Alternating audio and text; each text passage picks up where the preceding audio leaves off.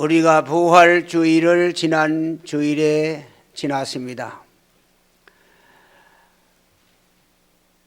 예수님의 부활하심을 기점으로 해서 그 후에 예수님을 생각해 보려고 합니다.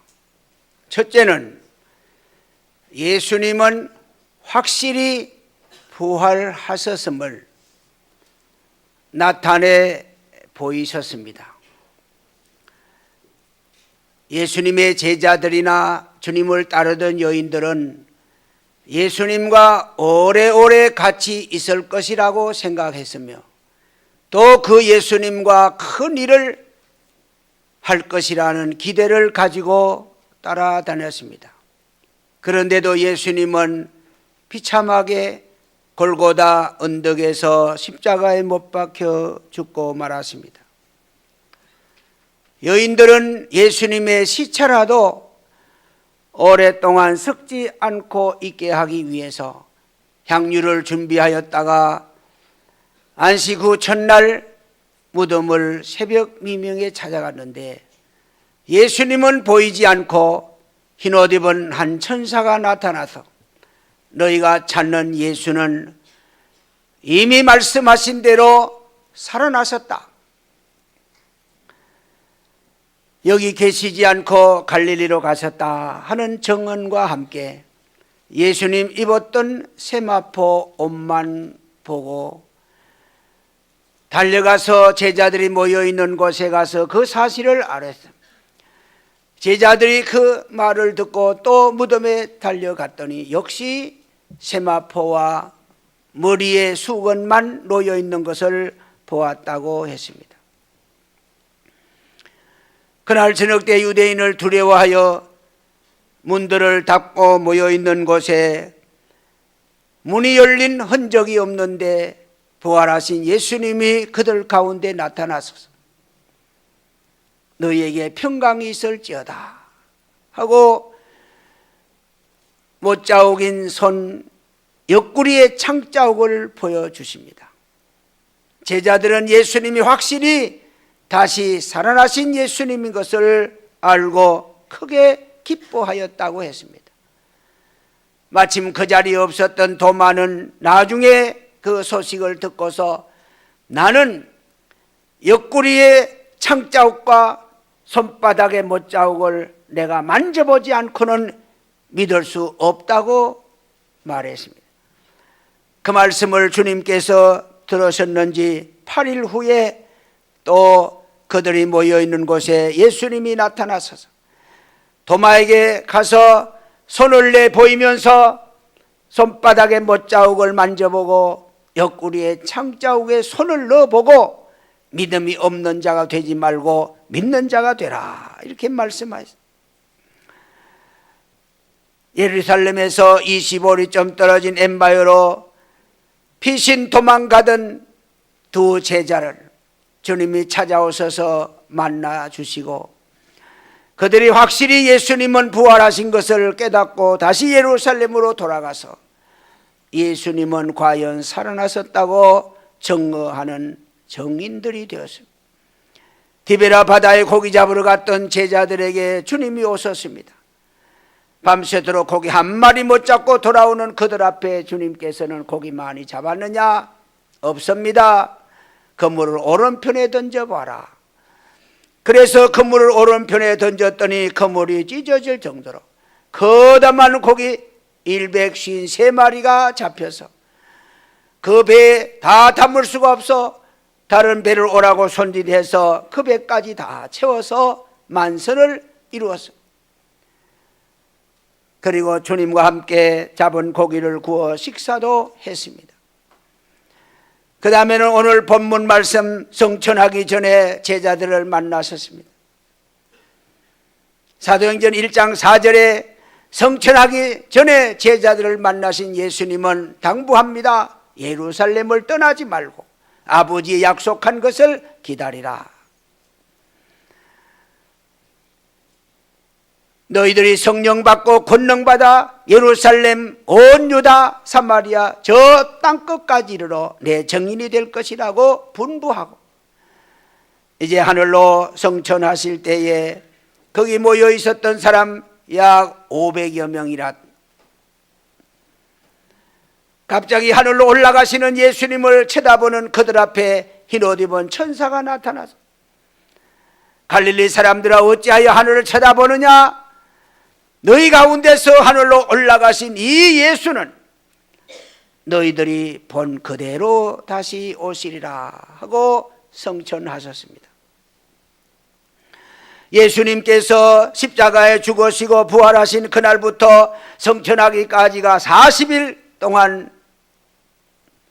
여러 번 여러 사람에게 부활하신 모습을 보여주신 것은 확실하게 다시 살아나셨다고 하는 부활을 알리기 위함이었습니다. 주님은 칭찬도 책망도 잘 안 하시는 주님이시지만은 제자들을 꾸짖은 일이십니다. 마가복음 16장 14절에 그 후에 11 제자가 음식 먹을 때에 예수께서 저희에게 나타나사, 부활하신 예수님이 밥 먹는 저들 앞에 나타나서 저희의 믿음 없는 것과 마음이 완악한 것을 꾸짖었다. 이유는 자기가 살아난 것을 본 사람들의 말을 믿지 않기 때문이라. 정말하면 부활을 믿지 않는 것을 책망하였더라.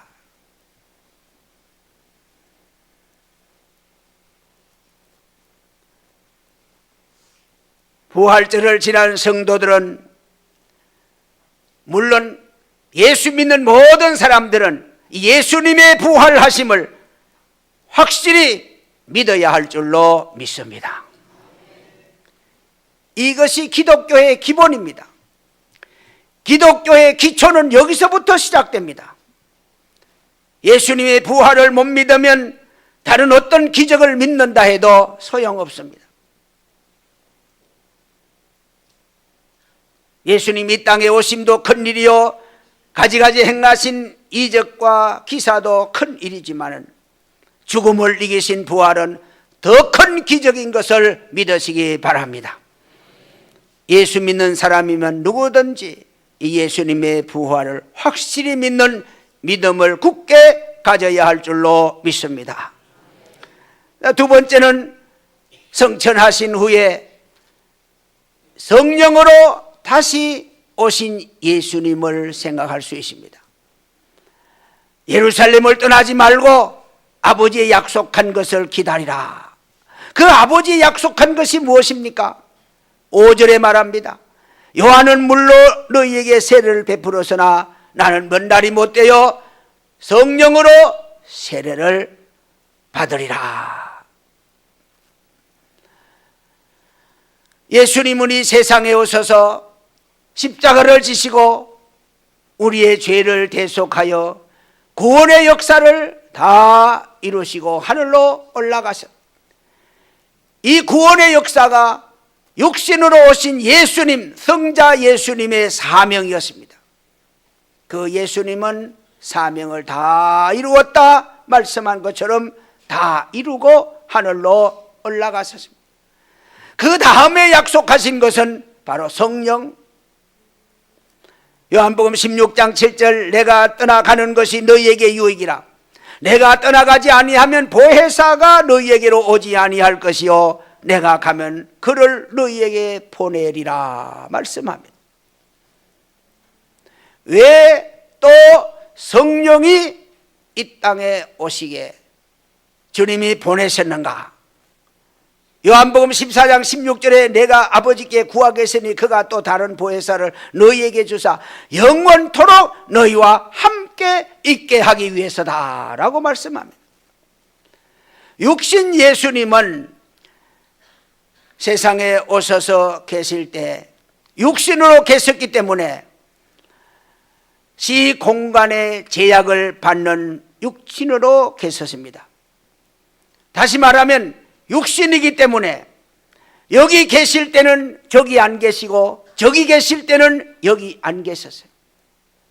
아무리 예수님이 능력이 많으신 분이라 하더라도 육신으로 있을 때는 그런 시 공간의 제약을 받게 되어 있었습니다.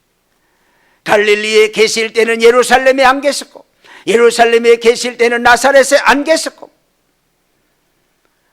이렇게 제약을 받을 수밖에 없습니다. 그래서 나사로가 죽었을 때 나흘 만에 오니까 마르다가 말합니다. 주님이 여기 계셨다면 내 오라비가 죽지 아니었을 것을. 여기 계셨다면, 그때는 주님이 이 세상에 계셨지만은 바로 나사로 죽은 그 동네에 안 계셔서 죽은 나사로를 고치거나 살릴 수 없었다는 것입니다. 다른 곳에 계셨으니까. 그래서 육신은 시 공간의 제약을 받게 되는 것입니다. 그래서 영으로 오신 예수님은 그런 제약을 받을 수가 없습니다. 그래서 내가 떠나가는 것이 너에게 유익하다. 왜? 전에는 여기 있고 저기 없고 이런 것이 없이 어디든지 계실 수 있는 영으로 오시기 때문에 너에게 유익하다, 이렇게 말씀합니다.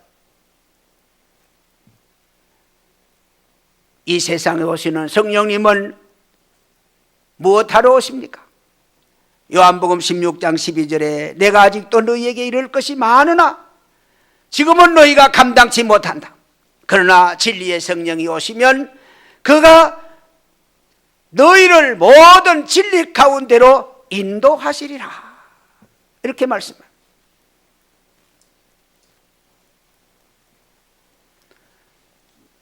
제자들이 예수님을 믿으면서도 신앙의 중심을 잡지 못하고 갈팡질팡하고 흔들렸던 그들의 신앙을 우리는 잘 보게 됩니다.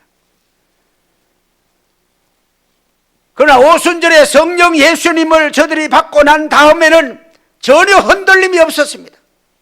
두려움도 없었습니다. 갈팡질팡하지 않았습니다. 굳건한 믿음의 줄에 바로 서서 앞으로 달려갈 수 있었던 것을 보게 되는 것입니다.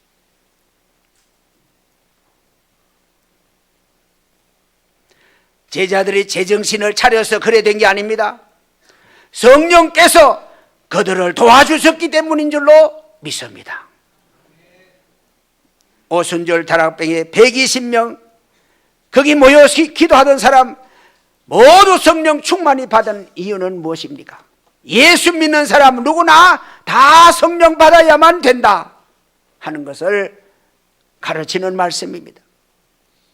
즉 성령의 도움을 받아야 바른 신앙생활을 할 수 있다. 그 바른 신앙생활에 도움을 주기 위해서 하나님이 성령을 보내셨다는 것이죠.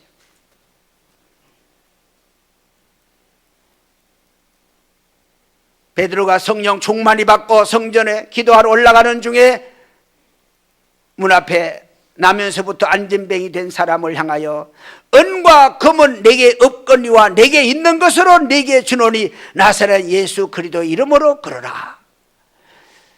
베드로 속에는 성령님이 계시는데 그가 말할 때는 나사렛 예수 이름으로 준다, 그렇게 말했습니다. 그러니까 이 사람이 발과 발목에 힘을 얻고 일어나 걷기도 하고 뛰기도 하며 찬양하며 성전으로 들어갔다. 바로 이 성령이 예수님이 성령으로 베드로 속에 영으로 역사하신 것인 줄로 믿습니다. 사랑하는 신광의 성도 여러분, 성령 충만히 받으시어 예수님과 늘 함께 동행하는 삶을 사시기를 주님의 이름으로 축복합니다. 셋째로는 이 성령님과 우리가 함께, 예수님은 내가 세상 끝날까지 너희와 함께 있겠다 그래 놓고는 얼마 안 돼서 돌아가시고 말았어요. 그게 무엇을 말하느냐? 육신으로 너와 함께 있겠다는 말씀이 아닙니다. 영으로 다시 와서 성령으로 너와 함께 있겠다, 이 말씀입니다. 성령님과 동행하는 삶이 예수님과 동행하는 삶인 줄로 믿습니다.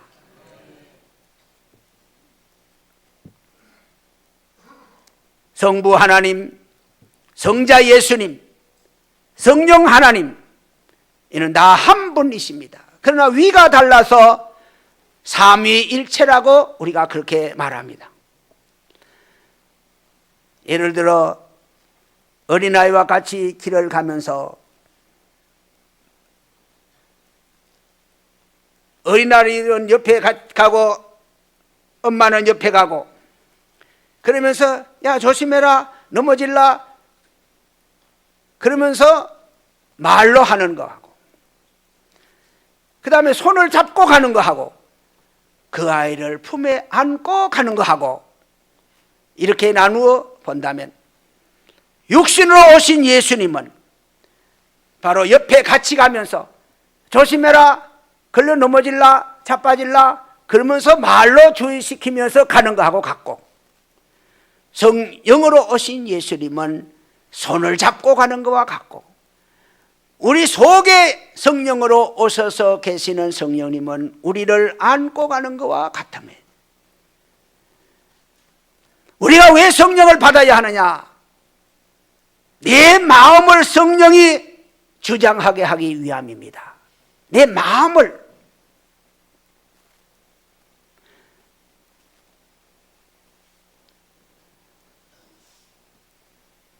내 마음 속에 성령님이 계시면 내 마음이지만 내 마음대로 하지 못합니다. 성령님이 내 마음을 주장하고 이끌어가게 되십니다.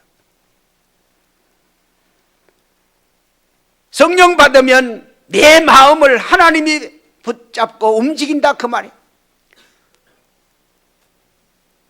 솔로몬의 마음은 하나님이 잡고 있다고 성경이 말했습니다. 하나님이 솔로몬의 마음을 잡고 있으니까 솔로몬이 임금이 되고 난 다음에 먼저 기브온 산당에 가서 하나님 앞에 양 1,000마리를 제물로 드리며 제사하고 싶은 마음이 생겼. 자기 마음이 아니었어. 하나님이 그 마음을 붙들고 있기 때문에 그를 그렇게 하고 싶은 마음이 생겼다는 거예요. 또 하나님이 솔로몬의 마음을 붙잡고 있기 때문에 하나님의 성전을 그렇게 아름답게 지을 마음이 또 생겼다는 거예요.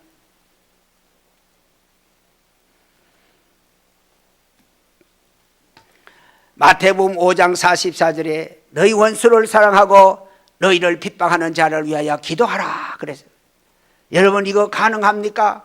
여러분 이리 할 수 있습니까? 원수를 사랑하고 핍박자를 위해서 기도할 수 있는 마음이 여러분에게 있습니까? 이게 과연 가능할까요? 우리 성경 속에 스데반을 보면서 가능하다고 볼 수 있습니다. 사도행전 7장에 스데반이 성령이 충만하여 유대인들을 향하여 열심히 불을 토하는 설교를 했을 때 유대인들이 마음에 가슴에 찔렸어. 저를 우리 앞에서 없이 하라고 소리 지르면서 돌을 들어 스데반을 치기 시작해요. 주먹만한 돌들이 막 날라와서 머리도 어깨도 가슴도 막 때려 피투성이가 되어 쓰러져 죽음 직전에 있으면서도 여호와여 내 영혼을 아버지 손에 부탁합니다 이렇게 기도하고도 무릎을 딱 꿇고 하나님 앞에 주여 이 죄를 저들에게 돌리지 마옵소서. 우리 주님 십자가에서처럼 용서의 기도를 스데반도 드렸어요. 스데반이 돌로 맞아 죽으면서도 그 아픔과 고통 속에서도 용서의 기도를 할 수 있었던 것은 그 마음이 스데반 마음이 아닙니다. 성령님이 그 마음을 붙들고 계셨기 때문에 가능했던 것입니다. 인간이 가진 인성으로서는 하기 힘든 행위요. 그러나 성령님이 그 속에 계시면 나를 주장하면 그것이 얼마든지 가능하다는 것입니다.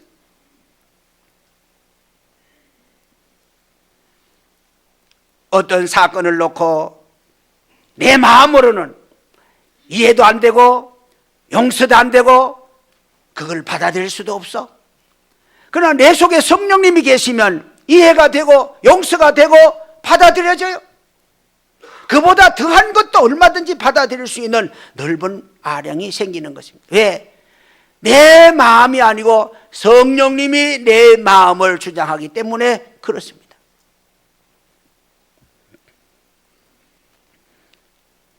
어느 교회 장로님과 권사님의 대화에서 이야기입니다. 어느 날 목사님이 교회에서 11조 설교를 했어요. 11조. 이제 장로님이 마치고 권사님과 딸하고 자기 차를 타고 집으로 돌아오는 길에 장로님이 차에서 오늘 목사님이 11조 설교를 했었는데 교회에서는 돈 강조하면 안 돼. 잘못했다고 이렇게 말하니까 옆에 있던 권사님이 그것이 어떻게 돈 강조하는 얘기였나? 바른 신앙을 가르치는 것이었지. 이렇게 권사님이 얘기하니까 장로님이 나 듣기는 목사님이 돈만 강조하는 소리처럼 들렸어. 그러니까 권사님이 왜 11조에 대한 설교를 그렇게 듣나? 이러니까 뒤에 있던 타고 가던 딸이 엄마의 신앙과 아빠의 신앙의 차이 때문에 그렇다 이렇게 결론을 내리는 거예요. 뒤에서. 그러니까 나는 엄마의 신앙과 아빠의 신앙보다 엄마의 신앙이 더 수준 높다고 본다. 딸이 그래서 그러니까 아버지가 더 이상 대답을 못하고 계속 말했다가는 또 더 손해볼 것 같으니까 그냥 묵묵히 오면서 신앙의 차이 때문에 그렇게 본다. 그러나 저 엄마의 신앙이 나보다 수준이 더 높아? 어느 날 딸과 함께 둘이 차를 타고 오는 기회가 됐어요. 그래서 아버지 장로님이 딸 보고 물었어요. 네 어느 날 엄마보다 아빠 신앙의 수준이 낮다고 했지. 왜 그런 생각을 했나? 무슨 기준으로? 이렇게 물었어요. 그러니까 딸이 말하기를 엄마는 하나님의 말씀의 기준을 두었고 아빠는 사람의 생각의 기준을 두었다.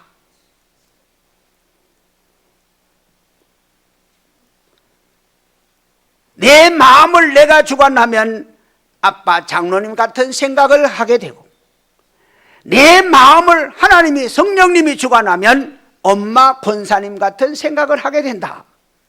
이게 딸의 결론이요. 그 다음 장로님이 결론을 어떻게 내렸나? 그러므로 성도는 성령님께서 주장하시는 마음을 가져야 성도답게 살 수 있는구나. 결론을 내렸답니다. 결론을 잘 내렸잖아요. 화내지도 않고. 예. 옳습니다. 우리 성도의 마음은 누가 주장해야 되느냐? 내가 주장하면 안 돼요. 하나님이 주장해야 돼요. 그러니까 성령 받아라 그랬습니다. 어떻게 하든지 성령 받아라. 얼마나 많이 성경에 강조했는지 몰라요. 마지막 하늘로 올라가시기 전까지도 아버지 약속한 성령 받아라. 그래서 성도다운 마음을 가지고 성도답게 살아라. 또 우리가 성령을 왜 받아야 하는가? 하나만 더 말씀드리면 하나님을 가까이 하려는 믿음을 가지기 위해서입니다. 시편 73편 28절에 여호와를 가까이 함이 네게 복이라 이렇게 말씀합니다. 성도라면 하나님을 향하여 마음에 끌리는 마음이 자꾸 있어야 돼요. 오늘 주일이면 당연히 다른 그 어떤 곳에 가려고 했던 또 가고 싶었던 거 다 잘라버리고 하나님의 몸된 교회로 성전으로 와서 예배 드리는 그쪽으로 우리의 마음이 끌려서 와야 될 줄로 믿습니다. 이것이 성도의 마음 자세. 그런데 교회로 끌리지 않고 주일날 당연히 교회 와서 예배 드리는 교회로 끌리지 않고 다른 데로 간다. 무슨 특별한 일이 크게 무슨 특별한 일이 있으면 또 몰라도 그렇지 않는 별일 안 가도 되고 볼일 안 봐도 되는 그런 일에 발걸음을 옮기고, 어떤 사람은 뭐 낚시, 어떤 사람은 등산. 왜 그리 가느냐? 그리 끌렸어. 끌려.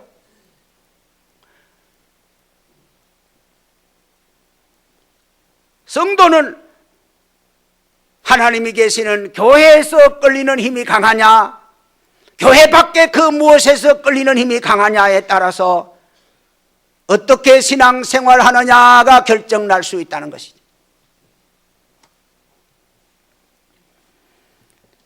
끌리는 힘이 강한 쪽으로 가게 돼 있어요. 며칠 전에 뉴스에 보니까 아버지가 자기 아이를 때려 죽인 일이 있어요. 그래, 왜 아버지가 아이를 때려 죽였나 보니까 PC방 가려고 나섰는데 애가 울고 안 떨어진다는 거예요. 그래, 때려 죽였대. PC방이 그렇게 끄는 힘이 강해서.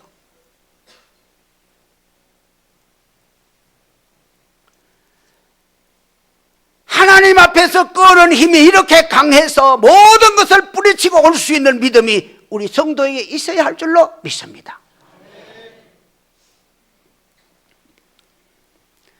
제가 시골 살 때 들은 이야기인데, 시골에 노름해가지고 집이 다 망가져버린 그런 사람인데, 그래도 돈도 없이 노름방에 또 가는 거예요. 왜 가냐? 그랬더니 거기서 이렇게 뒤에 어깨너머로 구경하러 간다는 거예요. 이제 돈이 없으니까 못하고. 그것 때문에 싸우고, 그것 때문에 맨날 집안이 시끄럽고, 집안도 다 파산 났는데도, 그래도 왜? 끄는 힘이 있어. 끄는 힘이. 그걸 보면서, 야, 예수 믿는 사람이 교회를 향하여, 하나님을 향하여 이렇게 끄는 힘이 강하게 좀 있었으면 좋겠다. 그러면 뭐 다 뿌리치고 교회 올 거 아니에요? 이렇게 빈자리 없을 거 아니에요? 오늘 이 자리에 와야 할 성도들이 다른 데로 갔다면 그쪽에서 끄는 힘이 더 많아.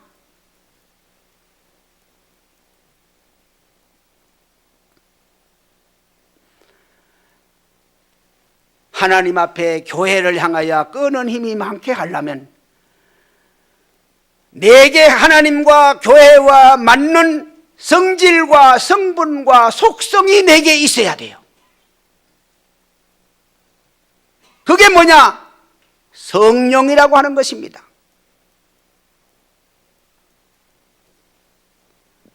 하나님이 보내신 성령이 내게 있으면 하나님과 성령은 하나입니다. 그렇기 때문에 내게 성령이 충만하면 하나님과 성령은 하나이기 때문에 서로 통하고 끌기 때문에 내가 어디에 있든지 하나님 앞에 자꾸 끌려지게 되고 가고 싶은 마음이 생기고 가게 되는 이런 게 저절로 생겨질 줄로 믿습니다.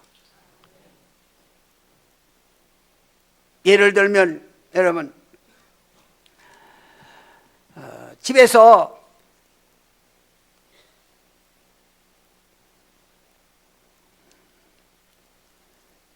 바늘, 뭐 작은 못, 뭐 앞빈, 뭐 작은 이런 뭐 귀골에서 떨어진 쇠붙이, 이런 거 찾으려면 어떻게 해야 될까요?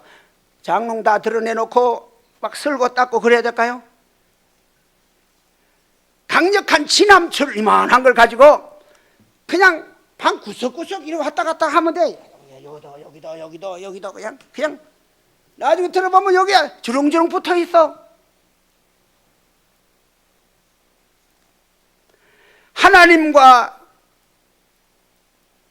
나와 같은 속성, 그게 바로 하나님이 주신 성령이란 말이에요. 내 속에 성령이 있으면 마치 지남철에 쇠붙이가 끌려서 붙으려고 하는 성질이 있는 것처럼 자꾸 그렇게 끌려가게 되어 있어요. 시편 84편 10절에 주의 궁정에서 한날이 다른 곳에서 첫날보다 나은즉 악인의 장막의 그함보다 내 하나님의 문지기로 있는 것이 좋사오니, 이렇게 고백한 시인이 있어요. 이 사람은 강력하게 하나님께로부터 끄는 힘이 있어서 그렇게 성전을 사모하고 성전을 좋아하는 경험을 한, 체험을 한 사람의 시라고 분명히 볼 수 있습니다. 여러분, 여기 재림에 대한 얘기가 있습니다. 하늘로 쳐다보는 저들에게 너희가 어찌하여 하늘을 쳐다보느냐. 이 하늘로 올라가신 예수님은 너희가 본 그대로 하늘로 오시리라. 예수님은 다른 데서 갑자기 오시는 게 아닙니다. 여기서 오셨니 저기 오셨니 그런 소리 다 필요 없습니다. 올라가심을 본 그대로 하늘로부터 오십니다. 하늘로부터 오셔서 공중에서 머물러 공중 혼인잔치가 벌어지면 우리 예수 믿는 사람들은 이 땅 위에서 어디에 있었던지 예수 믿는 사람들은 더 들림 받아가지고 천국 공중으로 올라가서 공중에서 주님을 만나게 될 줄로 믿습니다. 여러분, 이거 믿어집니까? 폴짝 뛰면 30cm도 못 뛰면서 그 공중에 어떻게 올라가려고 그래요?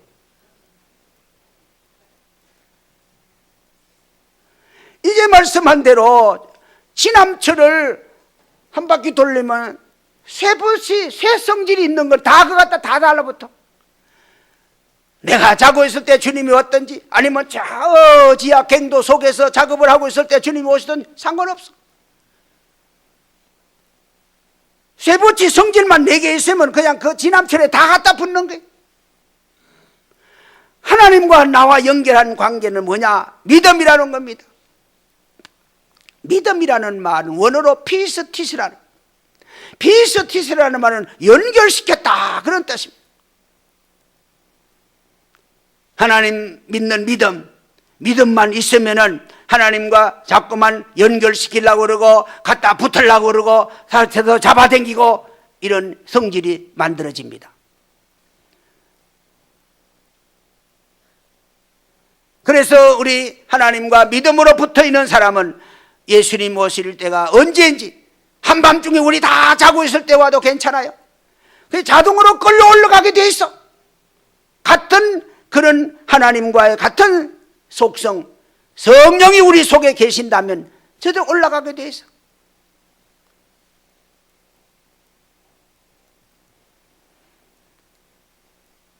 우리는 이 믿음을 강하게 해야 할 줄로 믿습니다. 이 강하게 할 믿음은 뭘 가지고 강하게 하느냐? 성령이 강하게 하는 줄로 믿습니다. 성령 받기 전에는 예수님을 믿었지만은 그 믿음들이 다 온전치 못했어. 그러나 성령 받고 난 다음에는 누구도 떼놓을 수 없는 강한 믿음을 가지고 담대하게 외치면서 죽으면 죽으리라는 자세로 신앙생활하는 모습을 보세요. 성령이 믿음을 강하게 합니다. 여러분, 성령 충만히 받고 강한 믿음을 가지고 항상 주님과 붙어 있다가 언제 주님 오시든지 아멘 주 예수여 오시옵소서 맞이할 수 있는 성령 충만한 우리 신광의 성도들 다 되시기를 주님의 이름으로 축원합니다.